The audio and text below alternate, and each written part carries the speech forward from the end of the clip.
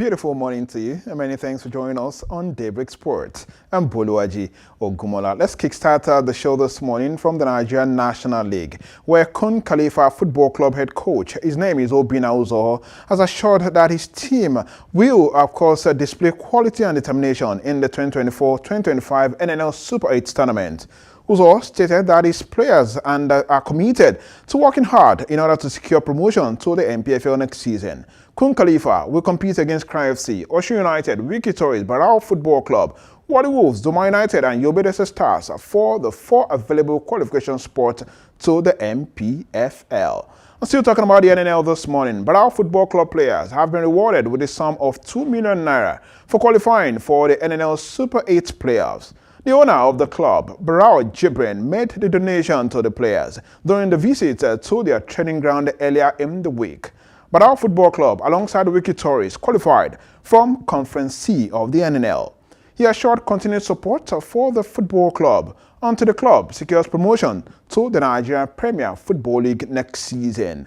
But don't forget that we'll be having the Super 8 playoffs later on next weekend. While talking about the NPFL this morning, let's travel straight to Edo State, where Bedell Insurance Football Club has announced Sunday, the 22nd of June, as their resumption date for preparations ahead of the new season. Head coach of the club, Greg Ihenoba, expressed deep appreciation to his technical crew and all the supporters of the club, especially the good people of Edo State, that his team, and of course promised that his team will work tirelessly to bring glorious home next season.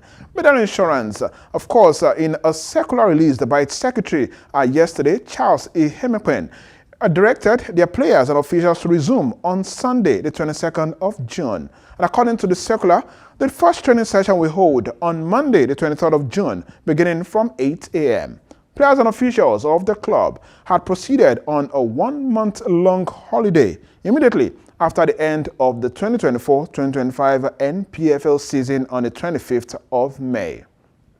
Right away from league football, let's talk about the WAFCON this morning. Yes, the Super Falcons of Nigeria will depart the country on Saturday for Lisbon, Portugal, ahead of their international friendly against the Portuguese counterpart.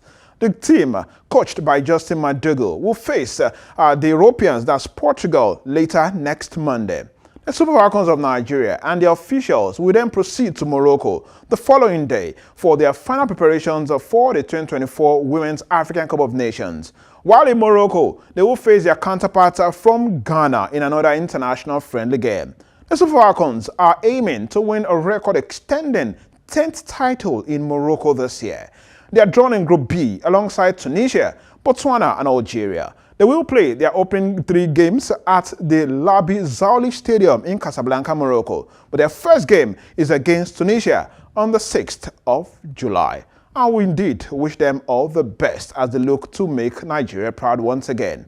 Moving to the Premier League this morning, where Liverpool will kick off their Premier League title defense at home to Bournemouth on Friday, the 15th of August, while Arsenal head to Manchester United in a blockbuster clash on the opening weekend. Thomas Frank's first match as Tottenham manager will come on the 16th of August at home against newly promoted Burnley Football Club, while another newly promoted side, Sunderland, make their return to the top flight against West Ham United on the same day. The third newcomers, Leeds, play Everton on Monday. Of course, that's the 18th of August. Ruben Amorim's Manchester United, who will be desperate to make a strong start this the new season after a terrible last campaign, have been handed a major challenge against Man United on the 17th of August. The final day of the season falls on the 24th of May, with matches including City and Aston Villa. And there you have match week 1 in the Premier League next season, starting on the 15th of August rather. All right, still talking about the Premier League. The FA Football Association has finally charged Chelsea winger Mikhailo Modric with doping offences. Modric is now facing a lengthy ban following this indictment. The Ukraine international has not played since December 2024 after he was provisionally suspended following a positive drug test. The FA has now officially charged him Under FA rules, Modric could be banned for as long as 4 years after providing a positive A sample believed to contain the banned performance-enhancing substance meldonium last year. Well, from England, let's cross over to Spain. I'm talking about Barcelona precisely, as Barcelona have signed goalkeeper Joan Garcia from Espanyol after triggering his 25 million euros release clause, and that's about 21.3 million pounds. The 24-year-old will join officially tomorrow Friday, with the Spanish champions handing him a 6-year contract. Arsenal, Manchester United were also linked with Garcia, but he has opted to remain in his native Spain.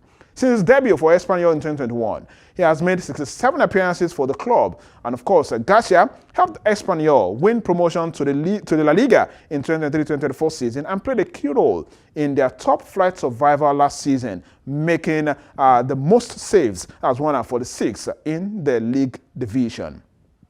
Well, let's cross out to America this morning, talking about the FIFA Club World Cup, where Manchester City kicked off their Club World Cup campaign with a 2-0 win over Wydad Casablanca of Morocco yesterday. The win was only marred by a late red card to Rico Lewis.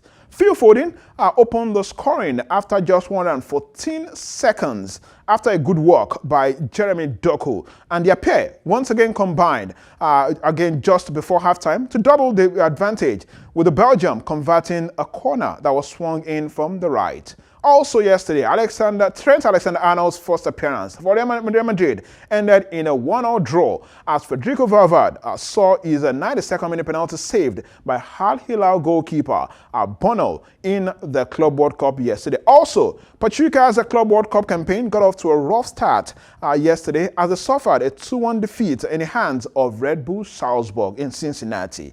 And of course, yesterday as well, Nigerian midfielder Joshua Udo was in action for Al Ain as they suffered a 5-0 defeat to Juventus. And there you have the current standing after all the teams already played their matches. And of course, we'll have more games later on today. Well, because of our time, let's cross to the Gold Cup. Yes, here are the games for today. And then let's cross to the Gold Cup in America, where matches were played yesterday. Costa Rica, of course, winning against Dominican Republic, and of course the second game also, Mexico defeating Suriname yesterday as well. And of course today we'll have Trinidad and Tobago take on Haiti. And that's sports this beautiful Thursday morning. Thanks for watching.